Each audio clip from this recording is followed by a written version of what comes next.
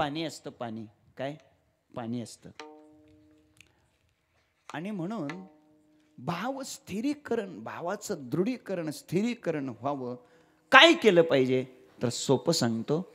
तुम्हाला आवडणाऱ्या देवाची मूर्ती, तुम्हाला आवडणाऱ्या देवाची मूर्ती समोर घ्या. समोर घ्या. त्या मूर्तीच्या समोर येऊन बसा. बसा, ऐका, लक्ष द्या. आणि त्या मूर्तीकडं एकटक 5 मिनिट एकटक लावून बघा बरं का. दृष्टीचं स्थिरीकरण तुम्ही मूर्तीकडे केलं की तुमचं इकडं तिकडं भटकत गेलेलं मन आपोआप जाग्यावर येत. लक्षात घ्या, उत्तर सांगा लागलोय. भाव मन देवाच्या चरणाच्या ठिकाणी स्थिर राहण्याकरता काय केलं पाहिजे, उत्तर देतोय.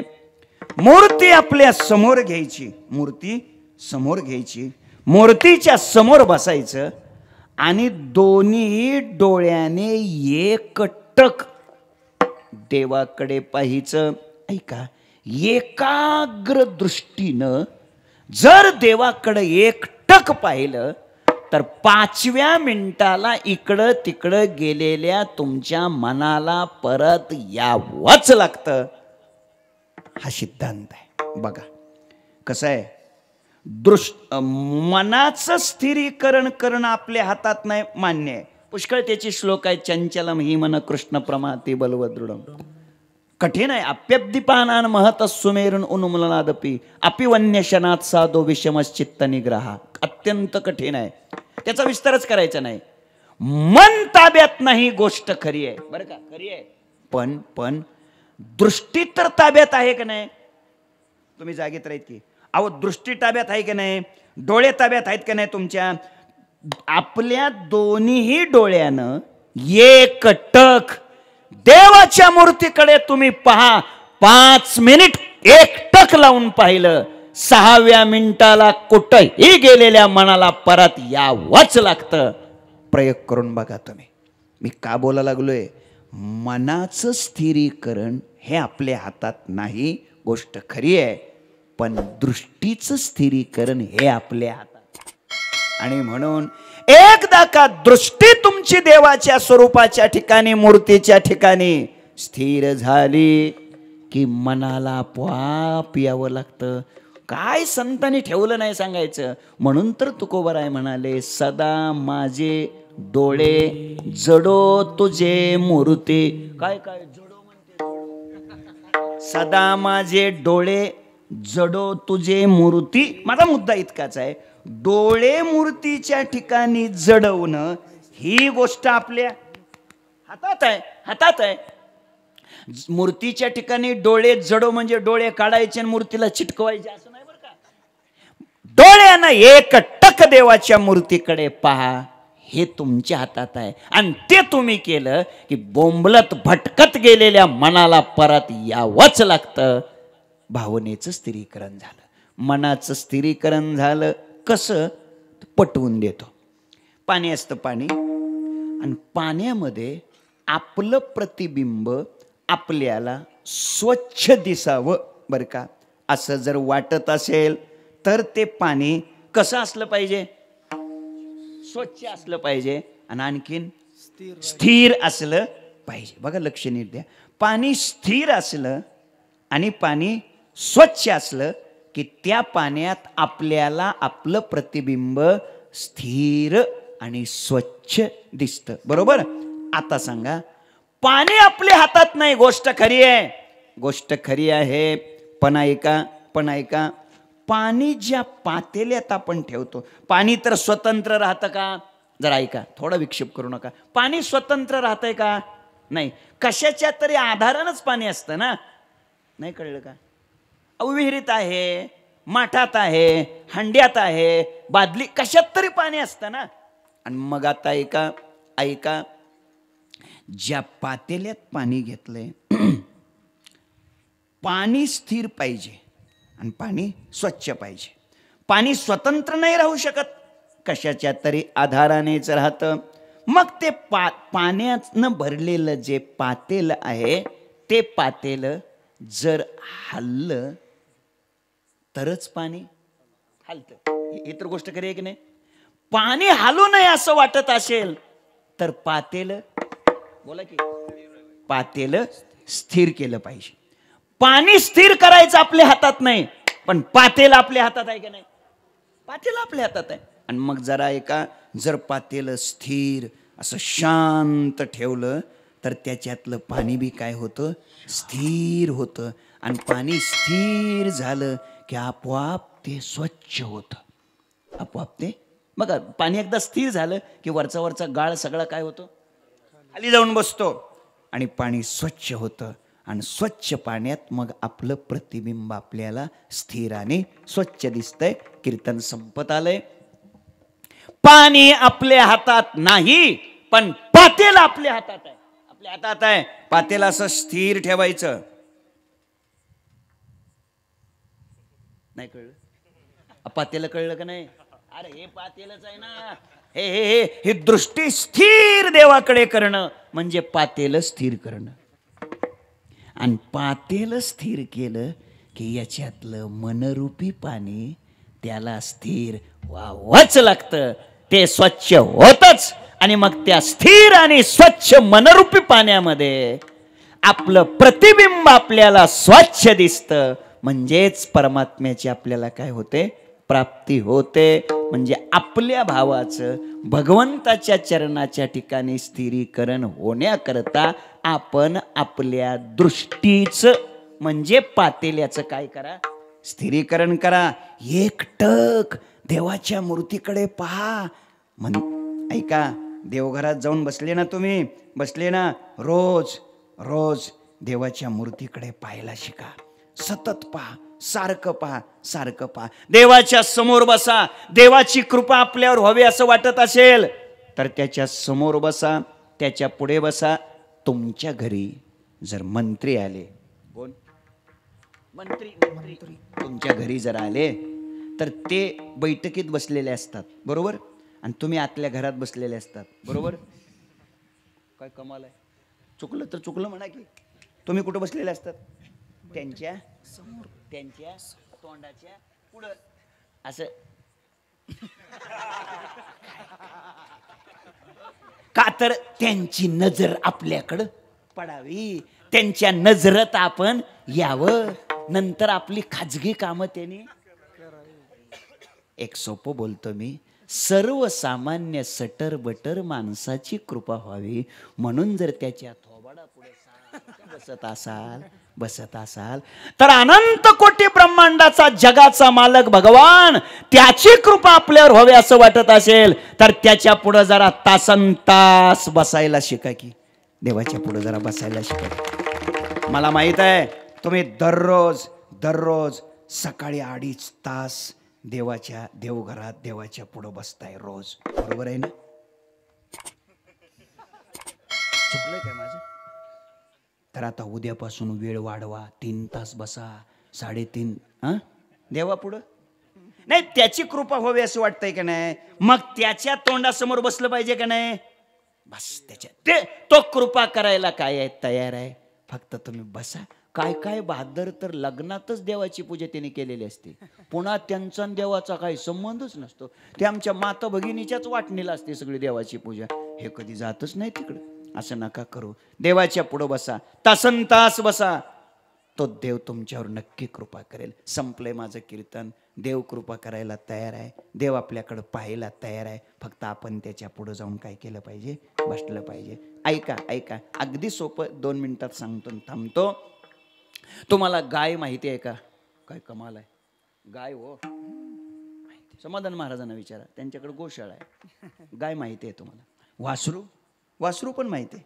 सांगा बरं गाईला जाऊन पिणं हे वासराला आवश्यक आहे का वासराला जाऊन पाजणं हे गायीसाठी आवश्यक आहे? कळलं नाही. गाईला जाऊन पिणं हे वासरासाठी महत्वाचं आहे का वासराला जाऊन पाजणं हे गायीसाठी महत्वाचं आहे?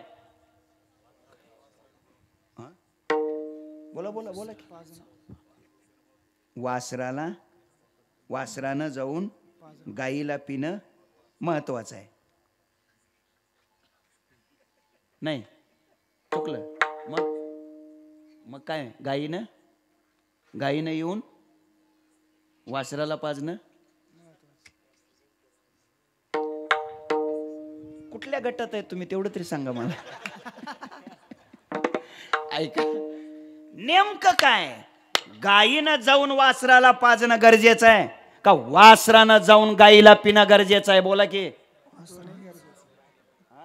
वासरानं जाऊन गायीला पिणं गरजेचं आहे, पण बरीच वासरं गायीला जाऊन पित नाहीत. काय करा? पुढे ऐका, उत्तर देतो आता.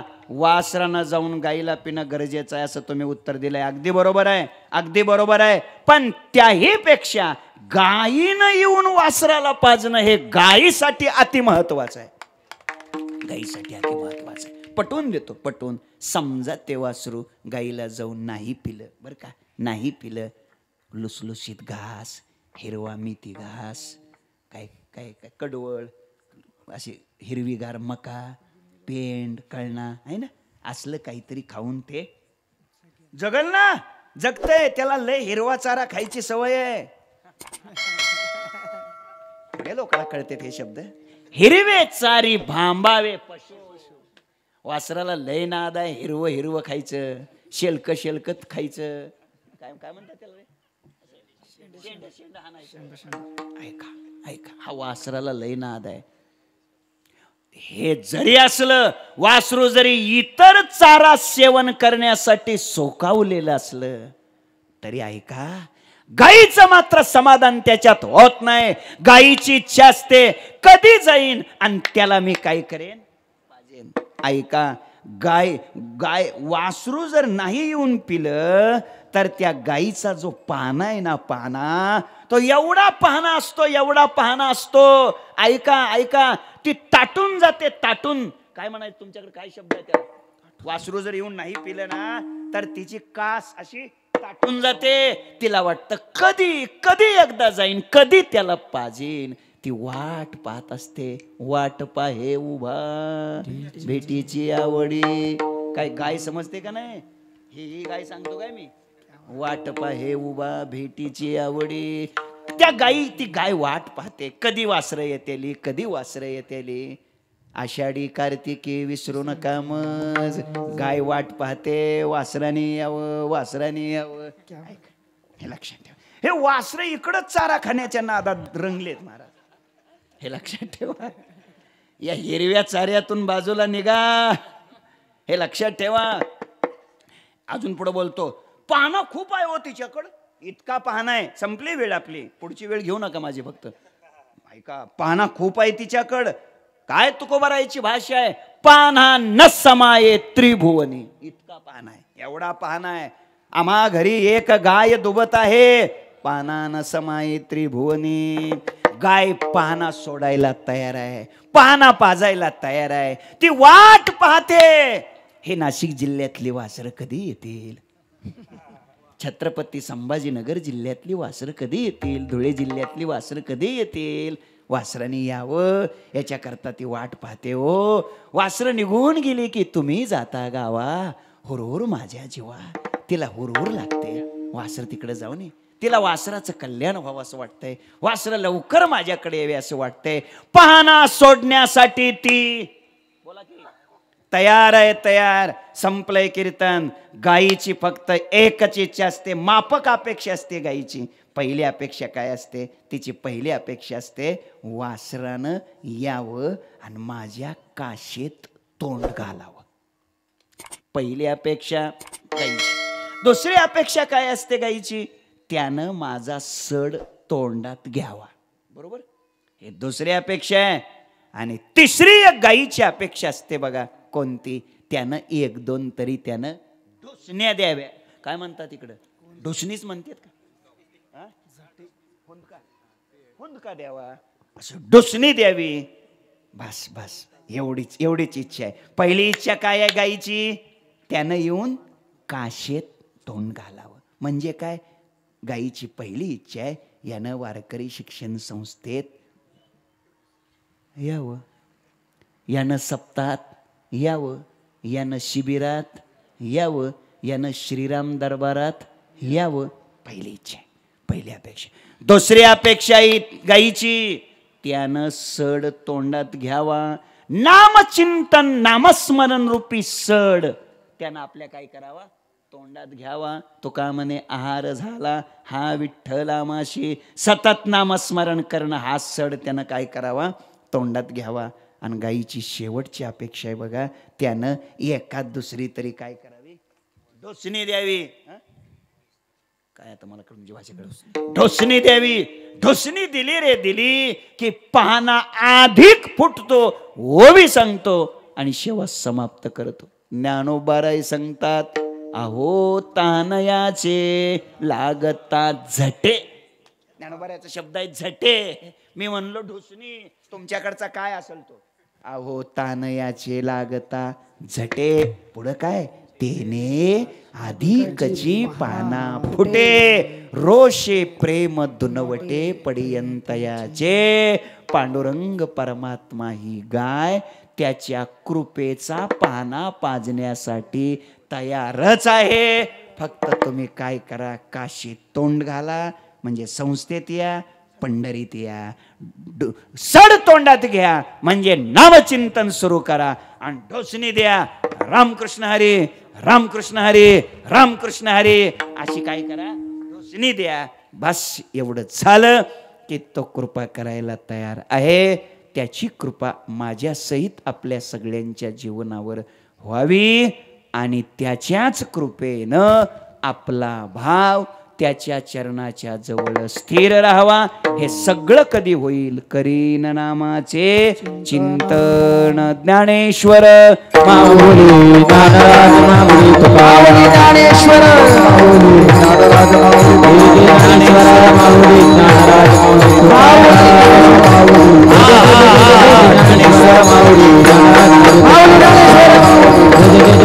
ज्ञानेश्वर माऊली तुकाराम तुकाराम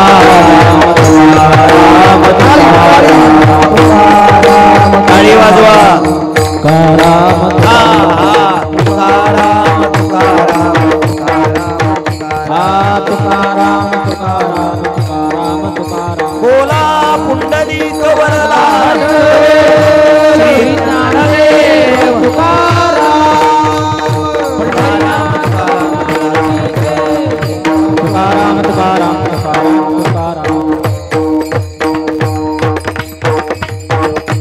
झालेली सेवा भगवंताच्या चरणी समर्पित करूया आणि कधीतरी देवाच्या कृपेला पात्र आपलं जीवन बनावं आणि आपल्या जीवनात आपलं जीवन, आपलं हृदय, आपलं अंतकरण, आपलं चित्त, आपला भाव भगवंताच्या स्वरूपाच्या ठिकाणी स्थिर व्हावा. त्याच्याकरता आपल्याकडून सतत नामचिंतन घडावं आणि ते नामचिंतन करण्याकरता ते नामचिंतन अधिकाधिक व्हावं. संतांची संगती भेटावी, साधूचा सहवास भेटावा, देवाचं दर्शन व्हावं आणि नामचिंतन व्हावं. याकरता आपण गात जागा प्रेम मागा विठ्ठला. त्याकरता आपण जगद्गुरु तुकोबारायाच्या, विश्वमाऊली ज्ञानोबारायाच्या, सद्गुरू श्री निवृत्तीनाथ महाराजांच्या, आदिशक्ती चितकला मुक्ताईच्या, आदी करून थोर मोठ्या महापुरुषांच्या, संत महापुरुषांच्या पालखी सोहळ्यामध्ये सहभागी होऊन, योग्य अशा दिंडीमध्ये चालून, दिंडीत राहून भजन करत करत करत करत पांडुरंगापर्यंत जावं. आणि पांडुरंग ही परमात्मा रूपी गाय आपल्याला दूध पाजण्यासाठी तयार आहे. फक्त आपण तिथपर्यंत जावं. गायीची अपेक्षा तेवढीच असते, वासरानं यावं काशीत तोंड घालावं, बस तेवढी जबाबदारी आपण पार पाडावी. आपण सगळ्यांनी आषाढीचा सोहळा तोंडावर आलेला आहे. आपण जरूर सोहळ्यामध्ये सहभागी होऊन नामचिंतनाची साधना करावी अशी मी आपल्या चरणी प्रार्थना करतो. श्रीराम दरबार ही वारकरी शिक्षण संस्था या ठिकाणी उभी राहते. डोंगर गावातून ती आता इकडे आलेली आहे आणि या परिसरातील तांदुळवाडी अर्थात हा सगळा परिसर, या परिसरामध्ये वारकरी शिक्षण संस्था एक अद्ययावत अशी संस्कारानं युक्त असलेली वारकरी शिक्षण संस्था की या संस्थेची या परिसराला, या विभागाला नितांत अशा पद्धतीची गरज आहे. आणि ती गरज ओळखून भविष्याचा संप्रदायाच्या भजनाच्या साधनेचा विचार करून आदरणीय दीपक महाराज यांनी या ठिकाणी हा उपक्रम सुरू केलेला आहे.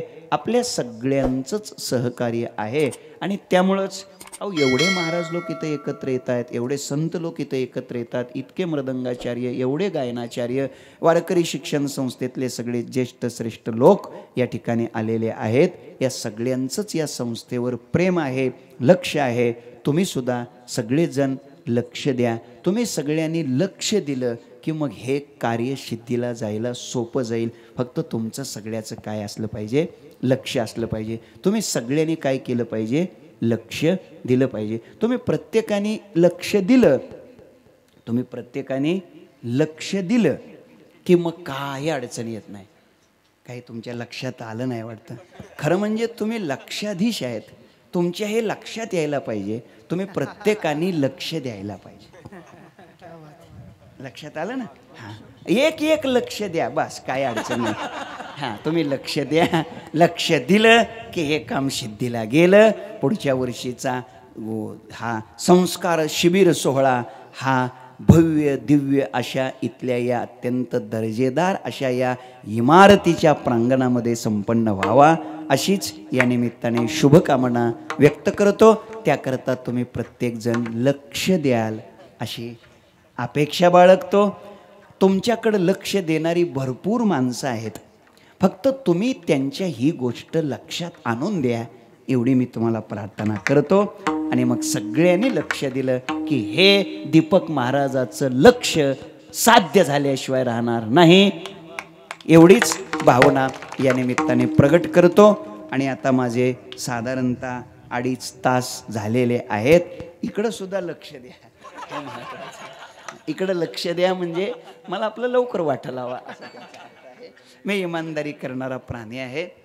मला आता रात्रभराचा प्रवास करून पोचायचे. तेव्हा पुन्हा एकदा तुम्हाला सगळ्यांना खूप खूप अशा शुभेच्छा देतो. आमच्या सगळ्या महाराज मंडळींच्या चरणी मी अंतःकरणपूर्वक वंदन करतो. आणि तुमच्या सहवासाची आम्ही वाट पाहतोय, तुमच्या भजनाची आम्ही वाट पाहतोय. तुम्ही सगळेजण या सोहळ्यामध्ये या, सहभागी व्हा. तुमच्या सेवेची संधी आम्हाला मिळू द्या, एवढीच तुम्हाला सगळ्यांना प्रार्थना करतो. सेवेला पूर्णविराम देतो. विठ्ठल जय. माझा भाव तुझे पायी करीन नामाचे चिंतन, जाऊन दी कोठे मन, देईन ये रसी आता बुडी सर्व विसी, करीन नामाचे चिंतन, जाऊन दी कोठे मन. तुका म्हणे देवा, तुका म्हणे देवा, साठी करून या जीवा, करीन नामाचे चिंतन, जाऊन दी कोठे मन. पांडुरंगा करू प्रथम, पांडुरंगा करू प्रथम नमन, पांडुरंगा करू प्रथम नमन, पांडुरंगा करू प्रथम नमन. दुसरे चरणा संताची, दुसरे चरण संताचिया, दुसरे चरण संताचिया. त्यांच्या कृपादाने कथेचा विस्तार, कृपादाने कथेचा विस्तार, कृपादाने कथेचा विस्तार, कृपादाने कथेचा विस्तार. बाबाजी सद्गुरुदास तुका, सद्गुरुदास तुका, बाबाजी सद्गुरुदास तुका. नमो सद्गुरु तुकया ज्ञान दीपा, नमो सद्गुरु सच्चिदानंद रूपा, नमो सद्गुरु भक्त कल्याण मूर्ते, नमो सद्गुरु भास्करा पूर्ण कीर्ती. सेवे लागी सेवक झालो, तुमच्या लागलो निज चरणा, तुमच्या लागलो निज चरणा, तुमच्या लागलो निज चरणा.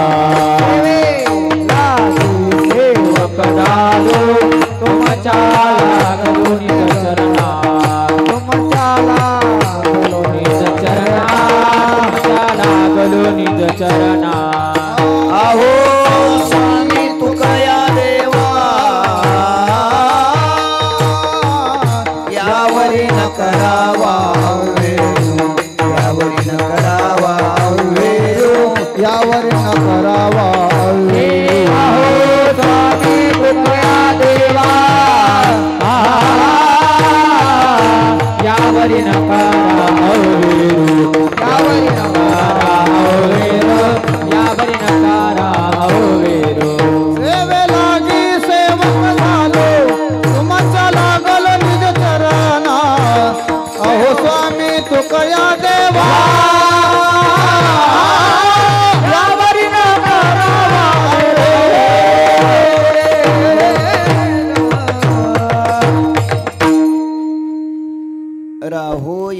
ठाई माझा भाव तुझे पायी करीन नामाचे चिंतन जाऊ नेदी कोठे मन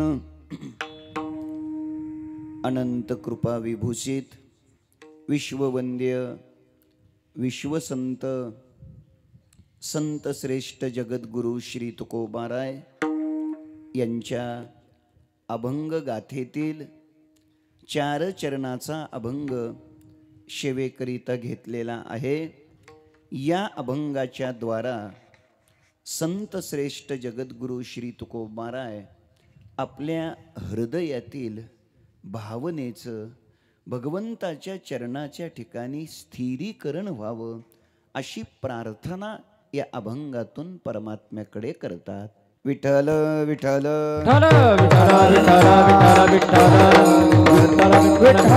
विठ्ठल विठ्ठल विठ्ठल अनंत कोट ब्रह्मांड नायक अकारण कारण करुणा वरुणालय अखिल गुणनिधान भक्तवत्सल जगदाधार रुक्मिणी प्राण संजीवन भगवान श्री पंढरीश परमात्म्याच्या असीम कृपेद्वारा ज्ञान कैवल्य तेजोनिधी विश्वमाऊली ज्ञानोबाराय वैराग्य शिरोमणी संत हृदय सम्राट विश्ववंद्य जगद्गुरु श्री तुकोबाराय आदी करून सर्व संत महंतांच्या आशीर्वादाने उपस्थित संत महंत भाविक सज्जन माता भगिनी संपूर्ण नाशिक जिल्ह्यातून संभाजीनगर जिल्ह्यातून अर्थात या संपूर्ण प्रांतातून उपस्थित असलेले वारकरी संप्रदायातील वारकरी शिक्षण संस्थेतील ज्येष्ठ श्रेष्ठ गुरुबंधू कीर्तनकार प्रवचनकार कथाकार टाळकरी वृंद गायनाचार्य मृदंगाचार्य आणि आपण देवरूप श्रोतृवर्ग या सर्वांच्या पवित्र उपस्थितीमध्ये या तांदळवाडी या गावाच्या विभागामध्ये येवला मनमाड रोडच्या लगत संपन्न होत असलेला श्रीराम दरबार या संबोधनाने होत असलेला हा एक वारकरी शिक्षण सुसंस्कार सोहळा अर्थात शिबिर आणि या शिबिराच्या अंतर्गत शेवटच्या 3 दिवसामध्ये 1 मे ते 20 मे या कालखंडामध्ये संपन्न होत असलेलं वारकरी सुसंस्कार शिबिर या शिबिराच्या समारोपाकरिता होत असलेला 3 दिवसीय भक्ती महोत्सव या महोत्सवातील आजच्या दुसऱ्या दिवसाच्या अर्थात उपांत्य कीर्तन सेवेचा सुयोग या शिबिरात असलेले सर्व विद्यार्थी इथे प्रबोधन अध्यापन करत असलेले सर्व शिक्षक गुणीजन वृंद या सर्व विद्यार्थ्यांचे उपस्थित असलेले पालक परिसरातून हजर असलेले सर्व अन्नदाते भाविक कीर्तनकार प्रवचनकार या सर्वांच्या स्नेहातून आजच्या या सेवेचं सौभाग्य या शिबिराचे या विद्यार्थ्याचे गुरुजी आपल्या सर्वांचं सुपरिचित असं व्यक्तिमत्व मृदंगाच्या क्षेत्रातलं एक अत्यंत नावाजलेलं नाव हरिभक्तीपरायण आदरणीय दीपक महाराज यांच्या प्रेमातून आदेशातून आजच्या या सेवेचं सौभाग्य मला प्राप्त झालेलं आहे.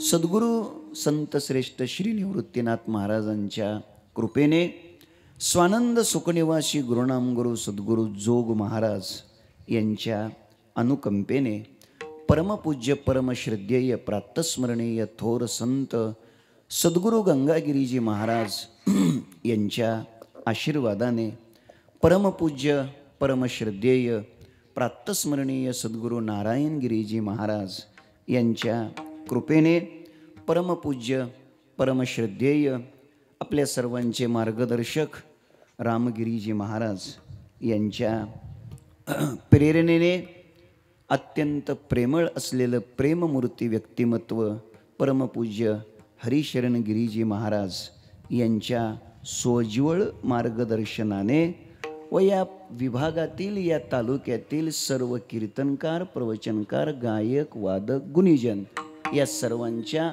सहकार्याने संपन्न होत असलेला हा शिबिर संस्कार सोहळा अंतर्गत हा 3 दिवसीय उत्सव आणि या उत्सवामध्ये आपण संपन्न आहोत.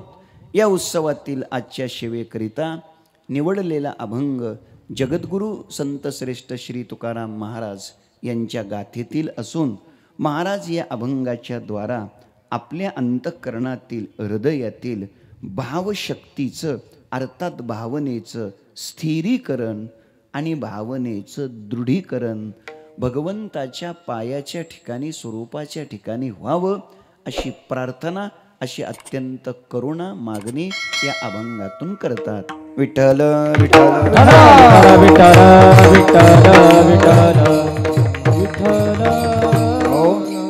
मोठ्या श्रद्धेने अत्यंत उत्साहाने भावपूर्ण हृदयाने आपण सर्वजण इथे आलेला आहात. सर्व आलेले पालक, विद्यार्थी आणि त्या संबंधाने आलेले सर्व भाविक या सर्वांच्या चरणकमली मी अंतःकरणपूर्वक नतमस्तक होतो, वंदन करतो. वारकरी संप्रदायातील ज्येष्ठ श्रेष्ठ आदरणीय कीर्तनकार, वारकरी शिक्षण संस्थेतील जुन्या काळातील ज्येष्ठ श्रेष्ठ आदरणीय कीर्तनकार या ठिकाणी माझ्या आजूबाजूला येऊन बसलेले आहेत, काही टाळ घेऊन उभे राहिलेले आहेत. या सर्वांच्या चरणी मी हृदयपूर्वक नतमस्तक होतो, वंदन करतो. नावं घेत राहिलो तर सगळं राहिलेले 20, 40, 35 मिनटं त्याच्यातच जातील. असे सगळेजण तुम्ही तुमच्या सगळ्याच्या पवित्र उपस्थितीमध्ये आज वारकरी संप्रदायातली भजनाच्या गायनाच्या क्षेत्रातली अत्यंत गोड गोड अशी मंडळी या ठिकाणी टाळ घेऊन उभे आहेत. त्या सर्व टाळकऱ्यांच्या माझे आदरणीय माधवजी महाराज या ठिकाणी उभे आहेत.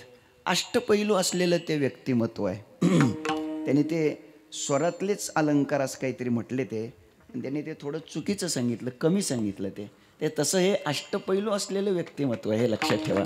सगळ्या बाबतीमध्ये अत्यंत गोड असं कीर्तन करतात, गोड असा मृदंग वाजवतात बरं का, ते मृदंग पण वाजवतात. खूप भजन तर किती चांगलं म्हणतात, तुम्ही ऐकतच आहात.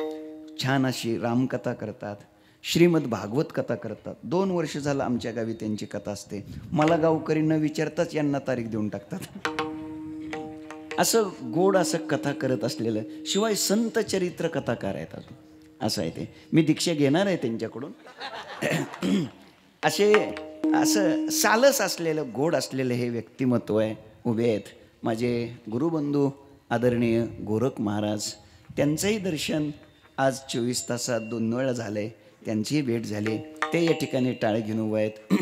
नेहमी आहे त्या संचिता माप लावू या वृत्तीने जीवन जगणारे समाधान महाराज समाधानानं उभे आहेत. काही अडचण नाही, समाधान महाराज आहेत. असे सगळे ज्येष्ठ श्रेष्ठ मंडळी या ठिकाणी आहेत. मला सगळ्याची नावं पाठ नाहीत. तुम्ही उभे राहिलेले सगळेजण आपल्या सर्वांच्या चरणी मी वंदन करतो. अत्यंत गोड असे मृदंगाचार्य सोमनाथ महाराज आहेत, धीरज महाराज आहेत, फार गोड, अगदी चांगलं. मला हेवा वाटतोय पण मला येत नाही, काय करू, लय गोड वाजवतात. असे अत्यंत गोड मृदंगाचार्य उभे आहेत. वारकरी शिक्षण संस्थेतली लहान लहान विद्यार्थी या ठिकाणी माझ्या पाठीशी उभे आहेत. माझ्या डाव्या उजव्या बाजूला सगळे आदरणीय कीर्तनकार, प्रवचनकार, कीर्तनकारांचे बाप, असे सगळे लोक येऊन बसलेले आहेत. अशी गोड गोड मंडळी आहेत. त्या सगळ्यांच्या चरणी समोर येऊन बसलेले सर्व श्रोते, आपल्या सगळ्यांच्या चरणी, माता भगिनींच्या चरणी मी नतमस्तक होतो. खूप काही दिवसापूर्वी कोटमगावलाच की आपण सप्ताह केला, तुकाराम महाराज इथं उपस्थित आहेत. अशी ज्येष्ठ श्रेष्ठ आदरणीय स्वामीजी, संत मंडळी, या सगळ्यांच्या चरणी मी नतमस्तक होतो. आणि आपल्या संकल्पित वेळेमध्ये म्हणजे साधारणतः आता एक इथून पुढं 30 मिनिटाची वेळ आपल्याकडं शिल्लक आहे. तसं तर 40 मिनिटात कीर्तन करता येतं, पण आता आपल्याला 40 बी शिल्लक राहिलेले नाहीत, फक्त 30 मिनिटं शिल्लक राहिलेले आहेत. काय असतं, एखादा विद्यार्थी व्यवस्थित अभ्यास करत नसेल, त्याच्या बऱ्याचशा गैरहजेऱ्या लागलेल्या असतील, पण तो खूपच तळमळ करत असेल, काही नाही, शिक्का पाहिजे, संस्थेचा शिक्का असला पाहिजे, संस्थेत कीर्तन झालं असलं पाहिजे. मग काय म्हणतात ते परीक्षक वगैरे ते लोक, जाऊ द्या ठीक आहे, खूप तळमळतोय ना, 31 मिनटं द्या त्याला, 10 मिनटं कट करा त्याची उत्तेजनार्थ. असे 30 मिनटं आपल्याकडे शिल्लक आहेत आणि तेवढ्याच मिनटामध्ये आपल्याला सेवा करायची आहे. तुला कशी काय करता येते, आता आपण त्याची परीक्षा दिली कशी करता येते, त्यामुळे काही अडचण नाही, हे लक्षात ठेवा. अगदी कमी वेळात आपल्याला हे चिंतन करायचं आहे. आदरणीय दीपक महाराज यांनी मोठ्या कष्टाने, मोठ्या मेहनतीने, मोठ्या प्रयत्नाने ही श्रीराम दरबार माऊली कृपा काय असंच काय अशी ही वारकरी शिक्षण संस्था संपन्न करत आहेत, चालू केलेली आहे. आणि तिचं काही थोडंसं स्थलांतर यावर्षी या ठिकाणी झालेलं आहे. कसं आहे, जीवनामध्ये स्थलांतर हे आवश्यक आहे. स्थलांतर हे आवश्यक आहे. प्रत्येक माणसाला स्थलांतर करायला आवडतं. स्थलांतर करायला आवडतं. स्थलांतर करणं हा जीवाचा स्वभाव आहे. स्थलांतर करणं हा जीवाचा काय आहे, स्वभाव आहे. त्या दृष्टिकोनातून ते स्थलांतर झालेलं आहे. स्थलांतर होत असताना एक आनंदाची गोष्ट आहे, स्थलांतराच्या बरोबर स्थित्यंतरही झालं पाहिजे, तेही अत्यंत महत्त्वाचं आहे. इथं दीपक महाराजांनी एका अर्थाने स्थलांतर तर दुसऱ्या अर्थाने स्थित्यंतर सुद्धा या ठिकाणी लक्षामध्ये येतं आहे. त्यांनी मेहनत करून, प्रयत्न करून वारकरी संप्रदायाच्या भविष्याचा विचार करून ही पुढची पिढी घडवणं हे अत्यंत गरजेचं आहे. कसं आहे बघा, वारकरी संप्रदाय म्हटलं की वारकरी संप्रदायाच्या जडणघडणी करता, वारकरी संप्रदायाच्या पुष्टी करता, वारकरी संप्रदायाच्या प्रगल्भतेकरता, वारकरी संप्रदायाच्या स्थिरीकरणाकरता, दृढीकरणाकरता वारकरी संप्रदाय म्हटलं की त्याच्यात वारकरी हा शब्द आहेच. आणि मग वारकरी शब्द पुढं घेतला की मग वारकरी कोण, त्याचं सोपं उत्तर आहे, वारी करतो तो वारकरी. जो वारी करतो तो वारकरी. वारी करत नसेल तर तो वारकरी कसला. वारकऱ्यानं काय केलं पाहिजे, वारी केलीच पाहिजे. वारी करणं अत्यंत गरजेचं आहे. आता आहे का. आणि मग वारकरी म्हटलं की वारी आली. वारी म्हटलं की केवळ जाणं येणं नव्हे. ऐका, वारी म्हटलं की केवळ आपल्या उपास्याच्या ठिकाणी केवळ जाणं आणि केवळ येणं ही वारी नव्हे. आपलं उपास्य, आपलं आराध्य म्हणजे काय, संत अथवा भगवंत जिथं विशेष रूपाने, प्रगट रूपाने जिथं वास्तव्य करतात, त्यांचा विशेष विग्रह त्यांनी ज्या ठिकाणी धारण केलेला असतो, अशा ठिकाणी वारीला आपण जात असतो. ऐका, काय आहे, वारी म्हटलं की आपल्या उपास्याची वारी असते, क्षेत्राची वारी असते, तीर्थाची वारी असते. मग क्षेत्र कशाला म्हणतात, संत अथवा भगवंत यांच्या विशेष विग्रहानं पुनीत असलेल्या गावाला क्षेत्र म्हणतात. संत किंवा भगवंत यांच्या पवित्र चरणाला स्पर्श करून वाहणाऱ्या ओघवत्या पाण्याला तीर्थ म्हणतात. आणि म्हणून असं तीर्थ आणि क्षेत्र, या तीर्थक्षेत्राला जाणं, संत भगवंत यांचं दर्शन घेणं, ही वारकरी संप्रदायातली महत्वाची काय आहे, साधना आहे. वारकरी संप्रदाय जगेल टिकेल कधी, जर वारी जगली टिकली तर. वारी कधी जगू शकते, वारी कधी टिकू शकते, तर ऐका, वारी म्हटलं की मग वारीचा भजन हा आत्मा आहे. भजन हा आत्मा आहे. केवळ जाणं आणि केवळ येणं ही वारी नाही. आपल्या मनमाडमधून, आपल्या येवल्यामधून, नाशिकमधून, या भागातून, निफाडमधून एसटी पंढरपूरला जाते का जात नाही, तुम्ही जागेत, कमाल आहे तुमची. एसटी हो, एसटी जाते की, वादच नाही. मग एसटीला किती पुण्य लागतं, पुण्य लागतं. एसटीला वारी होते का, एसटी जात नाही का पंढरपूरला, जाते की, येत नाही का माघारी, येते की. केवळ जाणं केवळ येणं ही वारी नाही, नामस्मरण करत करत जाणं, भजन करत करत जाणं, नामचिंतन करत करत जाणं, साधना करत करत जाणं अगदी सोपं. गात जागा गात जागा गात जागा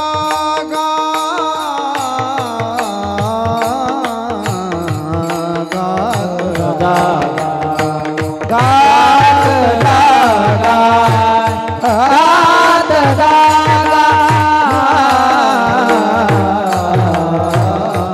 गात जागा गात जागा गात जागा टाळी वाजवा. गात जागा गात जागा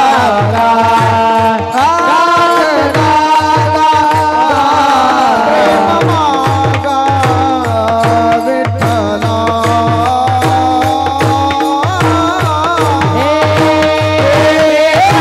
मागा विठ्ठला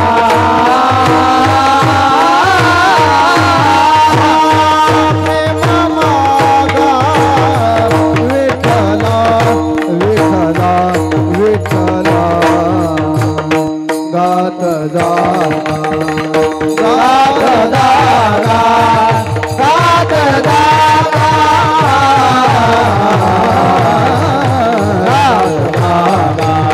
गात जागा गात जागा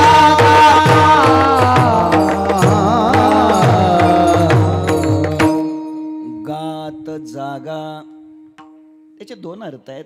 गात जा गा म्हणजे गात गात जा असा एक अर्थ आहे, आणि गात जागा जागा राहा, गात गात जागा दोन अर्थ आहेत.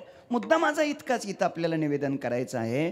भजन करत करत जाणं हीच खरी काय आहे, वारी आहे. ऐका, वारी टिकली तर वारकरी, तर वारकरी संप्रदाय, वारकरी संप्रदायाच्या प्रगल्भते करता, पुष्टी करता, किंबहुना त्याच्या अत्यंत वैभव संपन्नते करिता वारी टिकली पाहिजे. वारी टिकण्याकरता भजन झालं पाहिजे. भजन नसेल तर वारी कशी? ऐका, भजन भजन हा वारीचा काय आहे, आत्मा आहे, आत्मा. आणि पुढे सांगतो, भजन टिकण्याकरता गायन आणि मृदंग हा भजनाचा प्राण आहे, प्राण. ज्याच्यात मृदंगच नाही, ज्याच्यात गायनच नाही, ते भजन कसलं? भजनामध्ये मृदंग त्याचा प्राण आहे, गायन त्याचा प्राण आहे. आणि म्हणून ऐका, मृदंग जगला, गायन जगलं तर भजन जगलं, भजन जगलं तर वारी जगली, वारी जगली तर वारकरी संप्रदाय जगला. ही सगळी एक प्रकारची त्याची रचना आहे. आणि म्हणून मला आनंद वाटतोय दीपक महाराजांच्या या कृतीचा. त्यांनी किती भविष्याचा विचार केलाय. वारकरी संप्रदाय जगण्याकरता वारी जगली पाहिजे, वारी जगण्याकरता भजन जगलं पाहिजे, भजन जिवंत राहण्याकरता मृदंग आणि गायन जिवंत राहिलं पाहिजे. आणि मृदंग आणि गायन जिवंत राहण्याकरता, जगण्याकरता मृदंग शिकणारे, गायन शिकणारे आपण तयार केले पाहिजेत. आणि मृदंग आणि गायन जर तयार राहिलं, अशी जर पुढची पिढी तयार झाली, तरच वारी चालेल, तरच भजन होत राहील, आणि तरच संप्रदाय टिकत राहील. हा भविष्याचा विचार करून त्यांनी हे टाकलेलं जे पाऊल आहे, हे पाऊल अत्यंत स्तुत्य आहे, कौतुकास पात्र आहे, अभिनंदनास पात्र आहे. आणि म्हणून माझी आपल्याला सगळ्यांना विनंती आहे, जितक्या प्रेमानं आपण टाळी वाजवली, तेवढ्याच इमानदारीने संस्थेला मदत करा. हे तेही महत्वाचं आहे ना. तुमच्या सहकार्यानेच हे सगळं घडणार आहे, हे अत्यंत आवश्यक आहे. आणि म्हणून हे जिवंत काम आहे. हो, हे यांचं काम कसं आहे, जिवंत काम आहे. माधव महाराज, आम्ही रोज कीर्तन करतो. आज या गावाला, उद्या या गावाला, रोजच चालू असतं. आम्ही कीर्तन करून निघून जातो. आमचं जे कीर्तन आहे, आम्ही जे कीर्तन करतो, आम्ही जी पेरणी करतो खंतही वाटते. बऱ्याच वेळेला आम्हाला पेरणी करताना ज्या जमिनीत आम्ही पेरतो ती जमीन बहुतेक चिबडलेली असते. काय इकडे चिबड काय म्हणता रे तुम्ही? अशी चिखल, असं दलदल, चिबडच, पाणी साचलेली, लवकर वापशाला येत नसलेली, अशी अशी म्हणा म्हणा म्हणा म्हणजे ती व्यवस्थित नसते बाबा, व्यवस्थित नसते. अशी कशी तरी जमीन असते आणि त्याच्यातच आम्हाला काय करावं लागतं? पेरावं लागतं, त्याच्यातच पेरावं लागतं. कधी कधी तो पेरा तसाच भरलेला राहतो. 3 नळ्या फणं असतात का, त्याच्यातला एक तर जामच झालेला असतो. काय करतं? पेरावं लागतं. आम्हाला तेवढं सांगितलेलं असतं एवढ्या एकरात 5 किलो बी पडलं पाहिजे, तेवढं आपलं बी पाडून मोकळं होतो आम्ही. मग ते किती उगवलंय, किती करपलंय ते काही बघणं होत नाही. मुळात ती ज्याच्या जमिनीत पेरतो ती जमिनीच नीटनेटकं नसती बऱ्याच वेळेला. माझं बोलणं किती लोकांना कळतंय देव जाणे. पण मला दीपक महाराजांचं कौतुक करावं वाटतंय.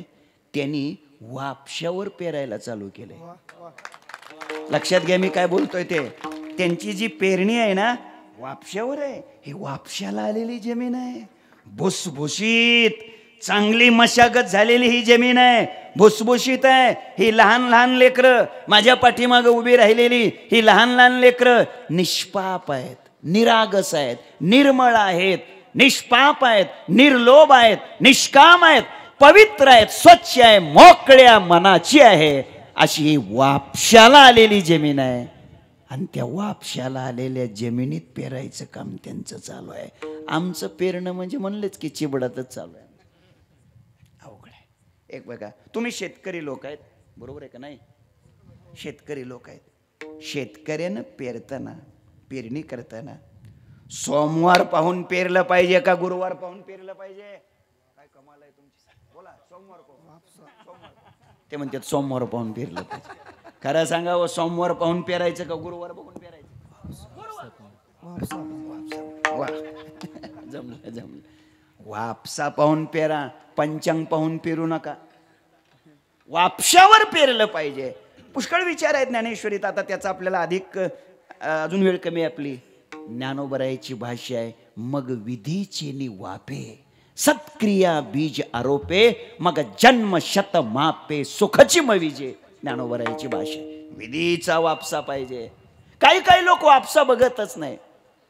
ज्ञानोबराय सांगतात, मग विधीची वाप चुकवी, अन्यायाचे बीज वापवी, कुकर्माचा करवी राब जरी, मग तयाची सारिके, असंभाड पाप पिके, मग जन्म कोटी दुःखे भोगी जीव. मला त्याचा विस्तार इथं करायचं नाही. विस्तार इतकाच करायचा आहे, वापशावर पेरलं पाहिजे.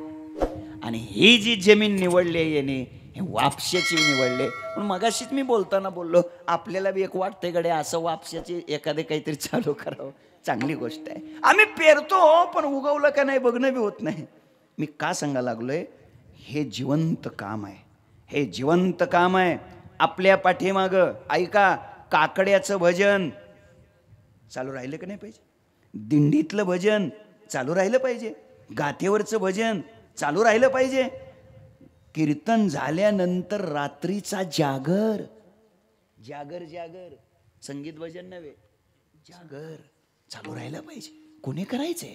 हे फार गरजेचं आहे ना, हे फार आवश्यक आहे. मला वाटतं आता गाथा भजन तर पत्रिकेवर लोक छापायला सुद्धा तयार नाहीत.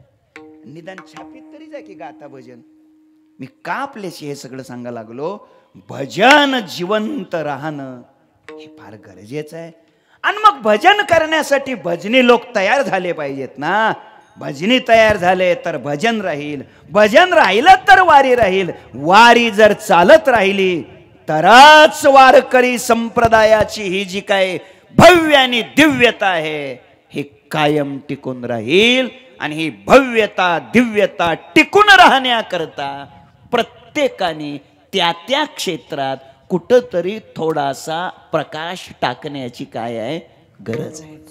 आणि मला वाटतं प्रकाश टाकण्याचं काम, प्रकाश निर्माण करण्याचं काम दिवाच करत असतो. ते दीपकाचंच काम आहे, ते दुसऱ्याचं थोडंच काम आहे. आणि म्हणून ते दीपक महाराज अत्यंत चांगल्या पद्धतीनं करत आहेत.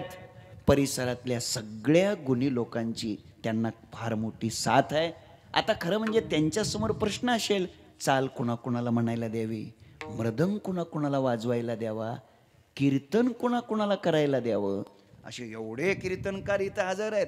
खरं म्हणजे एवढ्या कीर्तनकारांनी एका दिवशी एकत्र येणं खरं म्हणजे चांगलं नसतं. चांगलं नसतं, खरंच चांगलं नसतं.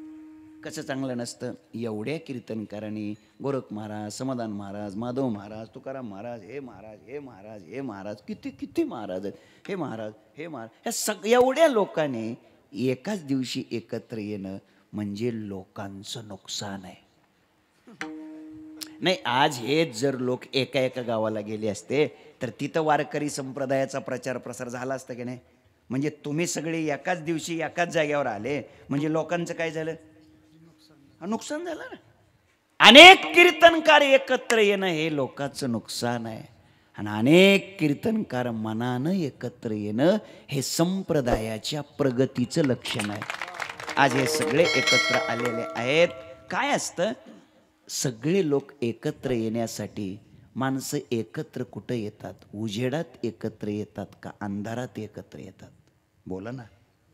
हां, उजेडात एकत्र येतात. जिथं प्रकाश आहे, जिथं उजेड आहे, तिथंच लोक एकत्र येतात. म्हणून सगळे दिव्याच्या प्रकाशाच्या दीपकाच्या जवळच येतात, कारण तिथं प्रकाश असतो, तिथे उजेड असतो. आणि म्हणून आपण सर्वजण इथं एकत्र आलेला आहात. वारकरी संप्रदाय हा आपला आत्मा आहे, हे आपलं हृदय आहे. आणि म्हणून आपल्या अंतःकरणातला भाव संप्रदायासाठी आणि संप्रदायाचं आराध्य असलेला परमात्मा, या परमात्म्याच्याच चरणाच्या जवळ आपल्या अंतःकरणातल्या भावनेचं स्थिरीकरण व्हावं, दृढीकरण व्हावं, अशी प्रार्थना तुकोबाराय अभंगाच्या पहिल्या चरणात करता. राहो हे चिठाई, राहो हे चिठाई, राहो हे चिठाई, राहो हे चिठाई, राहो हे चिठाई, राहो हे चिठाई, टाळी वाजव. राहो हे चिठाई, राहो हे चिठाई, राहो हे चिठाई,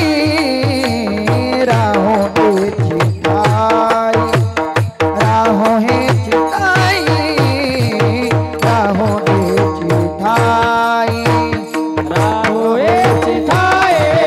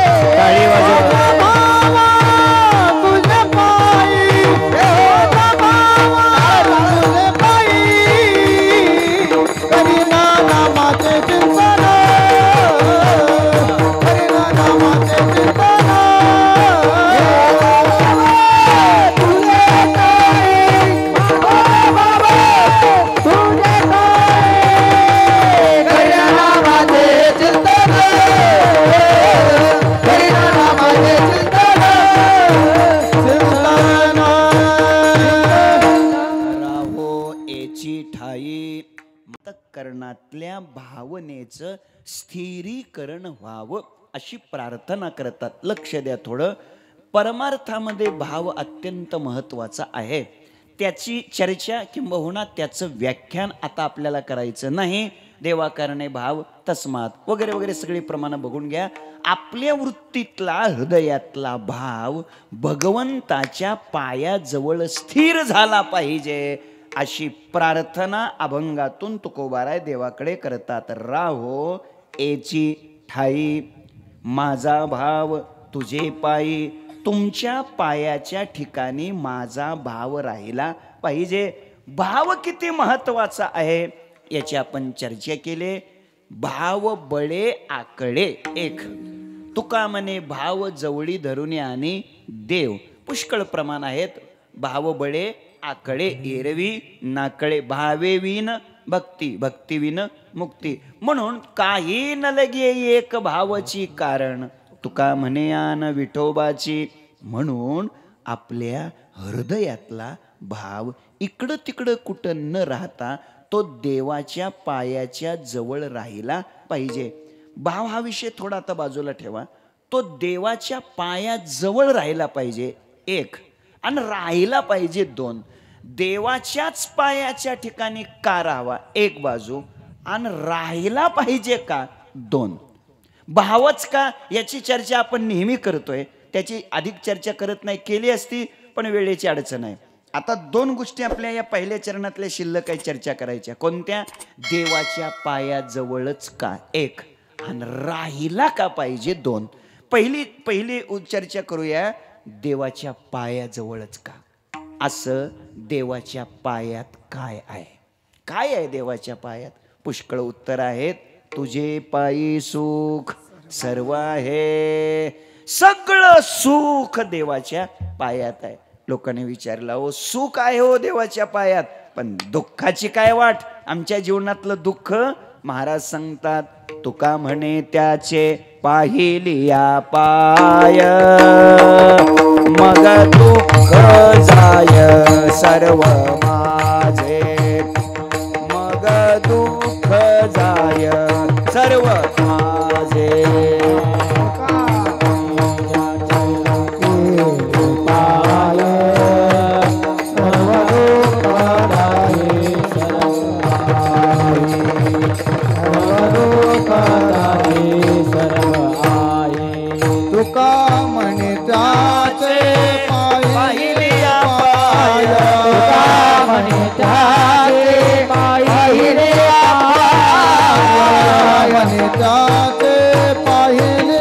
पाय. त्याचे पाहिलिया पाय. मग दुःख जाय मग दुःख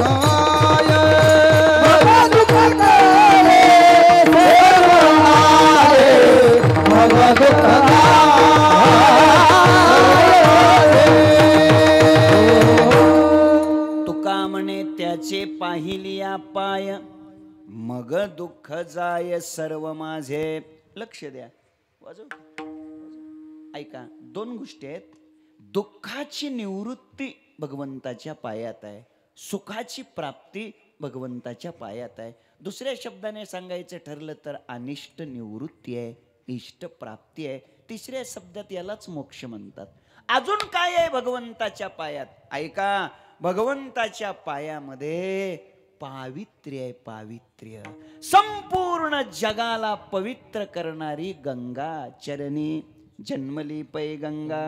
म्हणजे भगवंताच्या पायात पावित्र्य आहे एक, भगवंताच्या पायात दुःख निवृत्ती आहे दोन, भगवंताच्या पायात सुखप्राप्ती आहे तीन, आणि अजून एक आहे भगवंताच्या चरणाजवळ भगवंताच्या चरण दर्शनात अभिमानाची निवृत्ती आहे. ऐका, आपलं जीवन सर्वांगीण सर्वोत्कृष्ट व्हावं असं वाटत असेल तर आपल्या जीवनातून दोन गोष्टी गेल्या पाहिजेत, आणि दोन गोष्टी आपल्या जीवनात आल्या पाहिजेत. गेलं काय काय पाहिजे? दुःख गेलं पाहिजे, गेलं पाहिजे. आलं काय काय पाहिजे? सुख आलं पाहिजे, आणि जीवन पवित्र झालं पाहिजे. जीवनात पावित्र्याची आणि सुखाची वृद्धी व्हावी, दुःख आणि अभिमान नष्ट व्हावा. अभिमान आणि दुःख घालवण्याचं आणि जीवनात पावित्र्य आणि सुख आणण्याचं सामर्थ्य देवाच्या पायात आहे. बघा, भगवंताचं दर्शन घेतलं ना की जीवनात अभिमान राहत नाही. आणि ऐका, जीवनातला अभिमान संपला, पुष्कळ प्रमाण आहेत. अहंकार गेला, तुका म्हणे देव झाला. अभिमानाची निवृत्ती झाली, अभिमान संपला की जीवन सुखी होतंय. बघा, आपलं जीवन सुखी का होत नाही? त्याचं कारण आहे आपला अभिमान, मी, गग्गा कुठंतरी काय येतो, आडवा येतो. लोक म्हणतात त्याला खूपच वाईट वाटलं हो का, त्याचा काय दुखावला म्हणतात त्याला, काय हा मराठी त्याला युगो म्हणतात. स्वाभिमान, स्वाभिमान इंग्रजीत त्याला स्वाभिमान म्हणतात. चला, हे तो इतकाच आहे, त्याला ठेच लागली की चेहरा याचा पडतोच. आणि म्हणून जीवनात फेकून द्या की त्याला, अभिमानाला टाकून द्या. असं प्रसन्न राहा, असं आनंदी राहा, समाधानी राहा. हे आयुष्य, हे जीवन पुन्हा नाही हो, पुन्हा नाही. उगत तडफडत बसण्यापेक्षा, आतून कुडकुडत बसून आयुष्य मातीत घालण्यापेक्षा जरा समाधानी राहा, आनंदी राहा, त्याला टाकून द्या. आणि मग अभिमान जात कधी असतो? देवाच्या चरणदर्शनात सामर्थ्य आहे, अभिमान जातो. इतिहास मोठा आहे, फक्त त्याचा निर्देश करून जातो. मंगळवेड्याची श्यामा नावाची वेश्या होती आणि तिच्या पोटी कानोपात्रा जन्माला आली. होतं असं कधी कधी, उकिरड्यावर सुद्धा तुळस उगवते. होतं कधी कधी असं, कधी कधी असंही होतं, हबपची पोरं दारू असं. ऐका, काय करता, टेप झालं नाही ना त्याच्यात? हां, मग ठीक आहे, कट करत जावा तसलं बरं का. हां, हे ध्यानात ठेवा. आता हे लय अवघड आहे, आमच्या पुढं जिथं जाईल तिथं हे मांडलेलं असतं. काय करावं, काय आणि काय असतं बघा, हे मांडलेलं असल्यामुळं लोक बी लक्ष देऊन कीर्तन ऐकत नाहीत. काय हाय की ह्याच्यात म्हणतात, घरी गेल्यावर ऐकून येऊन काय करावं आता, हे अवघड आहे, लक्षात ठेवा. सध्या लोकांची स्पर्धा चालू आहे. माझ्या मोबाईलमध्ये आमक्या बुवाची इतकी कीर्तन आहे, स्पर्धा आहे. तुम्ही नाराज होऊ नका, लोकांची नाही, आमची स्पर्धा चालू आहे. माझ्या मोबाईलमध्ये अमक्याची इतकी आहे, ती तमक्याच्या कथा इतक्या आहेत, त्या तमक्यात सगळ्या कथा, कीर्तनं, ते व्याख्यानं, प्रवचनं कुठं आहेत? मोबाईलमध्ये. डोक्यात शेण आहे, दुसरं डोक्यात काय, हे लक्षात ठेवा. हे तो इतकाच आहे. तर काय चाललं होतं? कीर्तन, कानोपात्र. श्यामा नावाच्या वेश्येच्या पोटी जन्माला आली कानोपात्रा, पण रूपानं सुंदर होती. कानोपात्रेला स्वतःच्या सौंदर्याचा अभिमान होता. म्हणतात कानोपात्रेनं पानाचा विडा जर ग्रहण केला तर घशातून खाली उतरताना बाहेरून स्पष्ट दिसायचा. एवढी कानोपात्रेची त्वचा कोमल होती. आणि म्हणून तिनं ठरवलं होतं, आपल्या सारखाच सुंदर पती मिळाला तरच विवाह करायचा, अन्यथा कुमारी राहायचं. आणि गंमत अशी झाली, तितका सुंदर पती मिळालाच नाही, त्या कुमारी राहिल्या. वारकऱ्यांची गडबड सुरू होती. वारकऱ्याने विचारलं, कानोपात्रेने विचारलं, कशाची गडबड आहे? कशाची? म्हणले वारीची. वारीची? काय असतंय वारी म्हणजे? चला म्हणाले आमच्याबरोबर. त्यांच्याबरोबर पंढरीला आल्या. वारकऱ्यांनी चंद्रभागेचं स्नान केलं, पुंडलिकरायाचं दर्शन घेतलं. ऐका, आणि रांगेमध्ये दर्शनाला उभे राहिले. त्यांच्या पाठीमागं कानोपात्र आहे. एकामागून एक, एकामागून एक, एकामागून एक असे वारकरी येत आहेत. भगवान श्री पंढरीरायाला पाहतायत. डोक्यावरचं पागुटं काढायचं, मस्तक भगवंताच्या चरणावरती टेकवायचं, नखशिकांत परमात्म्याला पाहायचं. डोळे भरून या पाहीन तुझे मुख, परमात्म्याला पाहायचं, हृदयामध्ये साठवायचं. रंगशिळेवरती यायचं, दोन्ही कान धरायचे, उडी मारायची, साष्टांग दंडवत घालायचा, गरुड खांबाला आलिंगन द्यायचं, भगवंताची करुणा भाकायची. एकामागून एक, एकामागून एक, एकामागून एक असं होता होता होता होता 9ला 2 मिनिटं कमी असताना कानोपात्रेचा नंबर आला. कानोपात्रा भगवंताच्या श्री विग्रहाच्या समोर उभी आहे, पण नतमस्तक व्हायला, वाकायला तयार नाही. वारकरी म्हणाले, अहो घ्या ना दर्शन. कानोपात्र म्हणते, कोणाचं कोणाचं? अहो हा जगाचा मालक तुमच्या समोर उभा आहे याचं. कानोपात्र म्हणते, नाही घेणार. का घेणार नाही? कानोपात्रा म्हणते, हा काळा आहे, मी गोरी आहे, नाही दर्शन घेणार. खरं म्हणजे कानोपात्रेचं काय चुकलंय हो? तिचं बरोबरच आहे की, ठाईचा चिकाळा अनादी बहुकाळा. वारकरी म्हणतायत, अहो घ्या ना दर्शन, नका ना वेळ लावू, नका ना वेळ लावू, 9 वाजले ना, अजून लोक जेवायचे आहेत, नका ना वेळ लावू, उरका ना तुम्ही, आणखीन 3 चरण तशीच आहेत, उरका ना तुम्ही. कानोपात्र म्हणते, कोणाचं? अहो हा जगाचा बाप तुमच्या समोर उभा आहे, याचं दर्शन घ्या ना. कानोपात्र म्हणते, नाही घेणार. का? हा कठोर आहे, मी कोमल आहे. काय चुकलंय तिचं? हरी तू निष्ठूर निर्गुण, नाही माया बहु कठीण, नाही दर्शन घेणार. वारकरी म्हणताय, तो असं नका करू, काहीतरी करा, काहीतरी करा, दर्शन घ्या. शेवटी आग्रह केला, जबरदस्ती केली. कानोपात्रा नतमस्तक व्हायला तयार नाही, दर्शन घ्यायला तयार नाही, वाकायला तयार नाही. का? सौंदर्याचा अभिमान होता. शेवटी वारकऱ्यांनी जबरदस्ती केली, मध्यम मार्ग काढला. आणि मग कानोपात्रेनं काय केलं? आपल्या उजव्या हाताचं हे बोट भगवंताच्या डाव्या पायाच्या पंजावरती अलगद टेकवलं. अलगद. आणि ते अलगद टेकवलेलं बोट तसंच पंजात घुसलं. तुम्ही बरोबर टेकवलं अलगद, याने बरोबर घुसलं. आणि मग कानोपात्रेच्या लक्षात आलं, बापरे, आपल्यापेक्षा करोडो पटीने हा कोमल आहे. एका सेकंदात, क्षणात कानोपात्रेचा अभिमान चक्काचूर झाला. सगळं जीवन तिनं भगवंताला समर्पित केलं. महाराज, आजही तुम्ही पंढरीला जा, बघा पंढरीरायाच्या डाव्या पायाचा पंजा बघा, हे बोट जाईल असा खड्डा आहे बघा, खड्डा.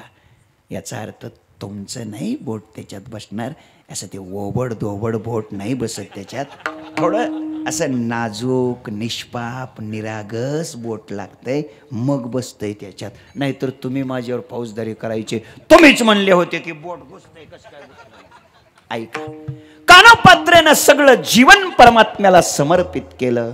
पुढं बिदरच्या बादशाला कळालं कोणीतरी कानोपात्रा नावाची स्त्री सुंदर आहे म्हणून. सेवकांना सांगितलं घेऊन या म्हणून.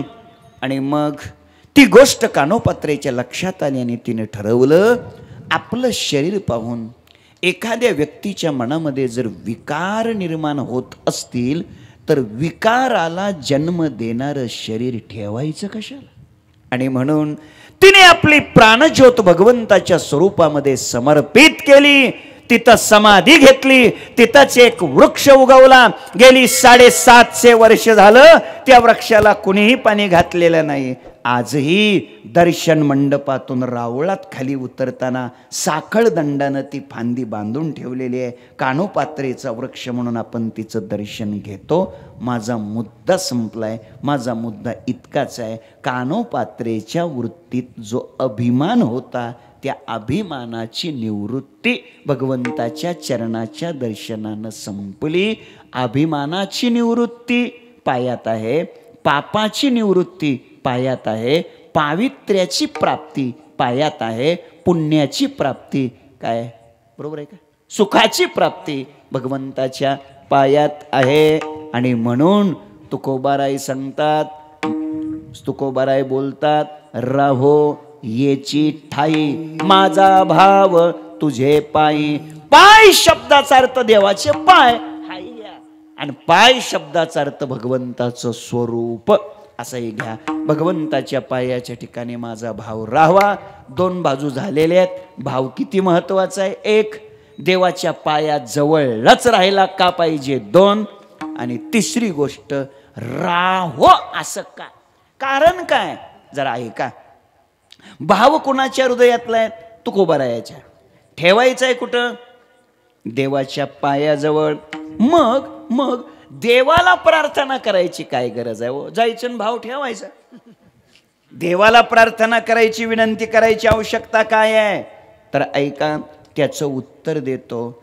भाव देवाच्या पायाजवळ ठेवण्याचा तुम्ही, आम्ही, आपण सगळेच जण प्रयत्न करतो, पण आपला भाव देवाच्या पायाजवळ राहत नाही. तुम्ही जागेत. भाव देवाच्या पायाजवळ ठेवणं वेगळं आणि भाव तिथं राहणं वेगळं. ऐका ऐका, ठेवतो प्रत्येक लोकांचा हाच प्रश्न आहे. कोणता? महाराज, आम्ही पूजा करायला बसल्यानंतर, नित्यनेम करायला बसल्यानंतर, जप करायला बसल्यानंतर एकाग्र होऊन आम्ही ते सुरू करतो. आणि काय करावं, मन काही थांबतच नाही हो, मन थांबतच नाही हो. लगेच कधी येवलेलं जातं कळतच नाही. काय करावं, काय करावं, सगळ्याचा हाच प्रश्न आहे बरं का. त्याच्याकरता लोक आतल्या घरात कड्या कुलप लावून, आत देवघरात शांत, सगळे काय बोलणारे का बसा, सगळं असं असं सगळं करतात. आणि सगळं शांत झालं हे याचं जातं आणि पुन्हा लासलगावच्या मार्केट कमिटीत कधी कांदा ऐकायला गडी गेला कळत सुद्धा नाही मला. ऐका ऐका, प्रत्येकाचा प्रश्न हाच आहे. पूजा करताना, नित्यनेम करताना, जप करताना मन एकाग्र होत, मन काही देवाच्या पायाजवळ राहत नाही. दादानो, ठेवण्याचा प्रयत्न आपण सगळेच जण करतोय, पण ते तिथं राहत नाही. ठेवणं वेगळं आणि राहणं वेगळं. राहिलं पाहिजे. कितीतरी प्रमाण तुमच्या पुढे सांगण्याचा प्रयत्न करेन. माझे चित्त तुझे पायी रहो ऐसे करे काहे, धरोने आवाहे भवहातारी दातारा. माझे चित्त तुझे पाये, ऐसे करी काहे, धरोनी आवा सब हातारी दातारा. माझे चित्त तुझे पायी, तुझे पाये, ऐसे करे काहे, तेरे काये, हरि धरोनी आवाहे भवहातारी दातारा.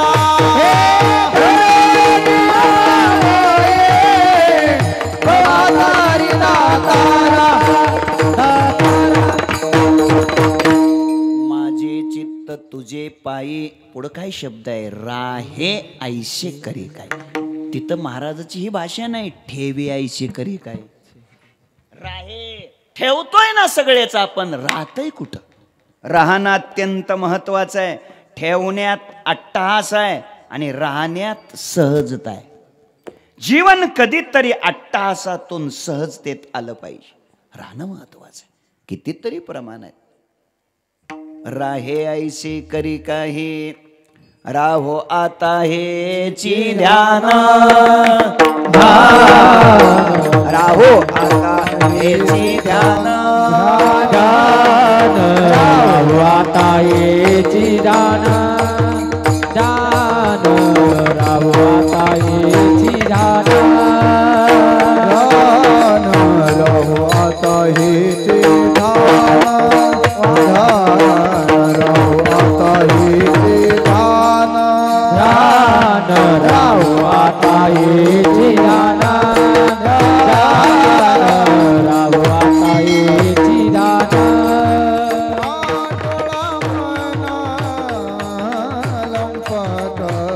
डोळा मना लंपट, कुंड कुंडली धरी नाही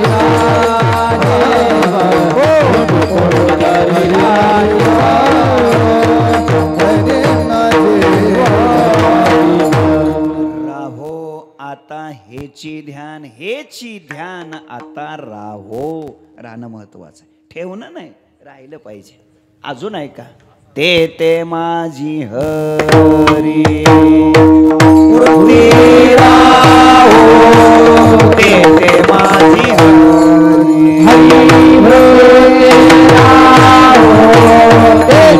माझे हरे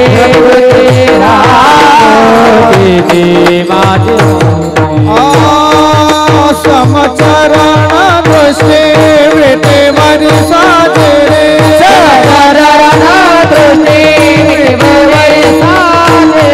समचरण दृष्टी विटे मरी साजे रे चरण दृष्टी येथे माझे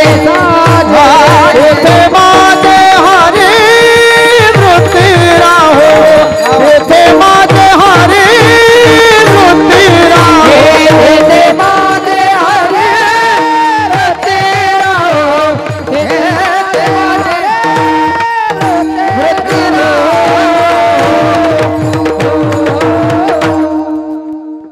तुमचा आवाज असाच राहो तेथे माझी हरी वृत्ती राहो.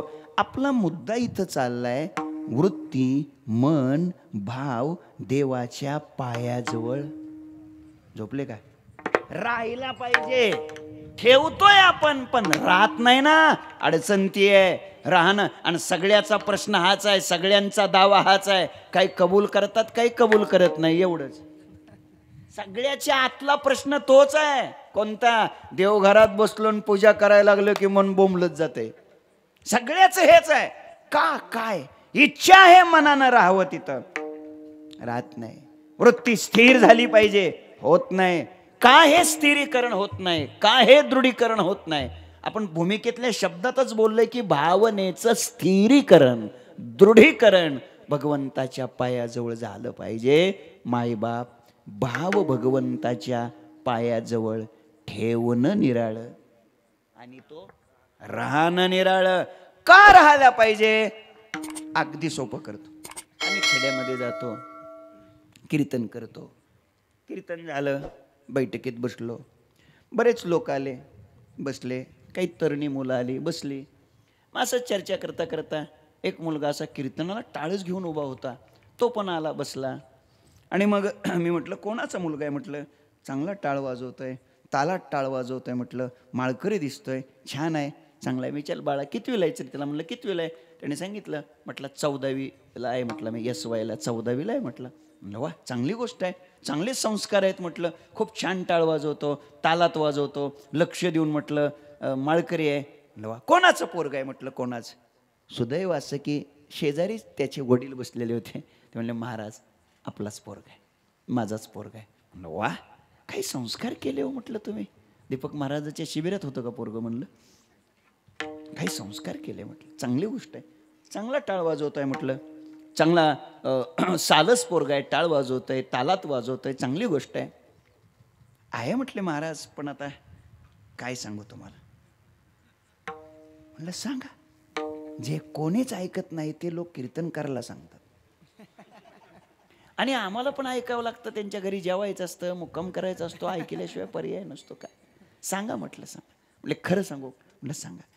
अहो म्हणलं पोरगं चांगलं आहे, चांगला टाळ वाजवत आहे, माळकरी आहे, संस्कार दिसते, चांगला आहे. काय म्हणले महाराज बरोबर आहे तुमचं, पण म्हणले एक आहे. काय? म्हणले महाराज माझी खूप इच्छा होती हो, खूप इच्छा होती. म्हणलं काय? काय इच्छा काय होती? म्हणलं चांगलं पोरगं अजून टाळ वाजवत आहे, शाळेत जात आहेत, वारकरी माळकरी आहे, संस्कारचं अजून काय पाहिजे? काय सांगू? म्हणले महाराज माझी खूप इच्छा होती. म्हणले काय इच्छा होती? यानं तुमच्यासारखं कीर्तन करावं. म्हणलं मग बिघडलं कुठं? आणि मग त्यानं बोलायला सुरू केलं. काय सांगू? म्हणले महाराज 7वीला असताना मी याला आळंदीला नेऊन ठेवलं होतं, पण काय करू हे राहिलं नाही. काही जागे नाही का तुम्ही? तो काय म्हणतोय? मी 7वीला असताना याला आळंदीत संस्थेत नेऊन ठेवलं होतं, पण हे तिथं राहिलं नाही. आता तुम्ही जागेत बघा, तुमच्याकडून आवाज आलाय. आता खरं सांगा, ठेवणं महत्वाचं आहे का राहणं महत्वाचं? मग झालं की सिद्ध. हे राहणं महत्व. ठेवतात सगळेच, प्रयत्न सगळ्याचाच आहे, पण राहतही कुठं? राहणं अत्यंत महत्वाचं आहे. आणि मग आपला भाव देवाच्या पायाजवळ राहण्याकरता काय केलं पाहिजे? काय केल्यानंतर भाव देवाच्या पायाजवळ राहू शकतो? महाराज त्याचं उत्तर अभंगाच्या करीन नामाचे चिंतन करीन नामाचे चिंतन नामाचे चिंतन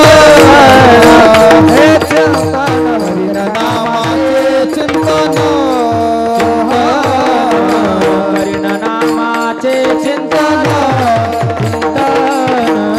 करीन नामाचे चिंतन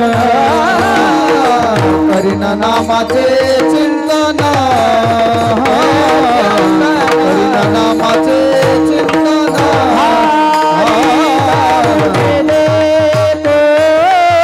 मन गावून दे कोठे मन मन करीन नामाचे चिंतन चिंतन करीन नामाचे चिंतन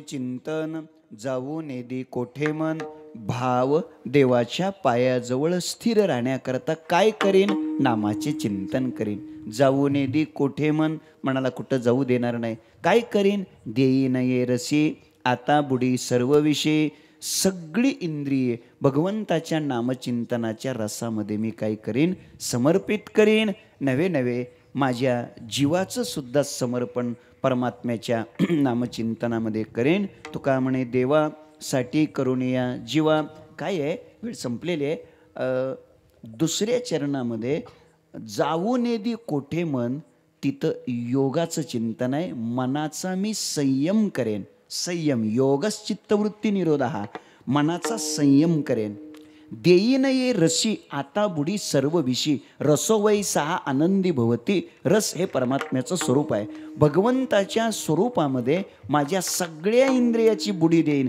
म्हणजे तिथं कर्माचं समर्पण आहे आणि तुका म्हणे देवासाठी करून या जीवा तिथं ज्ञानाचं समर्पण आहे तिसऱ्या शेवटच्या चरणामध्ये ज्ञान आहे तिसऱ्या चरणामध्ये कर्म आहे दुसऱ्या चरणामध्ये योग आहे ऐका जावो नेदी कोठे मन म्हणजे मी मन शिल्लक ठेवणार नाही देईन ये रसी आता बुडी सर्व विषयी म्हणजे मी इंद्रिय शिल्लक ठेवणार नाही तुका म्हणे देवासाठी करून या जीवा म्हणजे मी आता जीव रूपानं शिल्लक ठेवणार नाही जीवाचा जीवपणा संपला जाईल इंद्रियाचं जे कर्म आहे ते संपलं जाईल मनाचा मनपणा संपला जाईल हे सगळं झालं तरी मला चालतंय पण एक गोष्ट कोणती गोष्ट जीवपणा संपला चालेल कर्माचं कर्म संपलं चालेल मनाचा मनपणा संपला चालेल पण माझा भाव मात्र देवाच्या पायाजवळ काय झाला पाहिजे राहिला पाहिजे याचा अर्थ आहे योग थांबला चालेल कर्म थांबलं चालेल ज्ञान थांबलं चालेल भक्ती सुरू राहिली पाहिजे म्हणून राहो याची ठाई हे त्याचा अर्थ आहे हे उगा तुम्हाला तकलीफ होणार आहे म्हणून तिकडे बघितलं बी नाही मी मुद्दा इतकाच आहे महत्वाचा मुद्दा इतकाच आहे भक्ती मार्ग चालूच राहिला पाहिजे योगाला मर्यादा आहे ज्ञानाला मर्यादा आहे कर्माला मर्यादा आहे ते थांबलं चालेल पण भक्ती मार्ग मात्र अव्याहतपणे चालू राहिला पाहिजे किंवा योगाच्या परिपूर्ततेनंतर कर्माच्या परिपूर्ततेनंतर ज्ञानाच्या परिपूर्ततेनंतरची माझी भक्ती चालू राहणं गरजेचं आहे म्हणून राहो याची ठाई मग हे सगळं कशानं होईल जीव परमात्म्याच्या ठिकाणी समर्पित होण्याकरता सगळी इंद्रिय भगवंताच्या स्वरूपाच्या ठिकाणी समर्पित होण्याकरता मन परमात्म्याच्या स्वरूपाच्या ठिकाणी समर्पित होण्याकरता पर्याय एकच आहे, करीन नामाचे चिंतन. विठोबा हरी जय जय विठोबा रखो माये विठोबा रखो माये.